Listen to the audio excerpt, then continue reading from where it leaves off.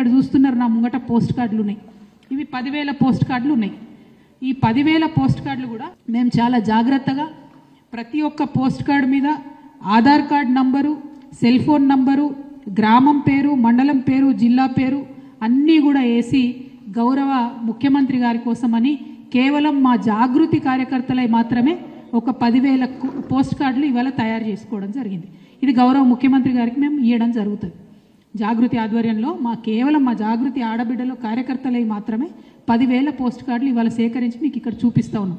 ఎందుకోసం చూపిస్తున్నామంటే మీరు మార్చి 8 నాడు 2,500 ఇస్తున్నామని ప్రకటించకపోతే ఈ 10,000 ఆడబిడ్డలం తెలంగాణలో ఉన్న 10,000 గ్రామాలకు పోతాం.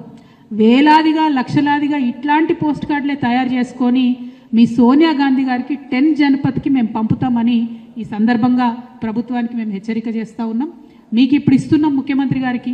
మీరు ముఖ్యమంత్రి అంటే రాష్ట్రానికి ఒక అన్నలాగా, ఒక తండ్రిలాగా ఆడబిడ్డల్ని కడుపులో పెట్టి చూసుకోవాల్సినటువంటి పొజిషన్లో మీరు ఉన్నారు. కానీ మా ఆర్థిక స్వావలంబన విషయంలో, మా యొక్క రక్షణ విషయంలో, మా యొక్క విద్య విషయంలో, మా యొక్క ఆరోగ్యం విషయంలో దేంట్లో కూడా మీరు మానవీయంగా ఆలోచిస్తలేరు, దేంట్లో కూడా మీరు శ్రద్ధ పెడతలేరు. కాబట్టి మరి ఏ సోనియమ్మనైతే చూసి మా తెలంగాణ ఆడబిడ్డలు ఓట్లేసినో అదే సోనియమ్మకు ఇదే పోస్ట్ కార్డులు with Aadhaar card, with phone number, with గ్రామం మొత్తం ఈ 10,000 మంది మేము జాగృతి ఆడబిడ్డలం కార్యకర్తలం అన్ని గ్రామాలకు తిరుగుతాం.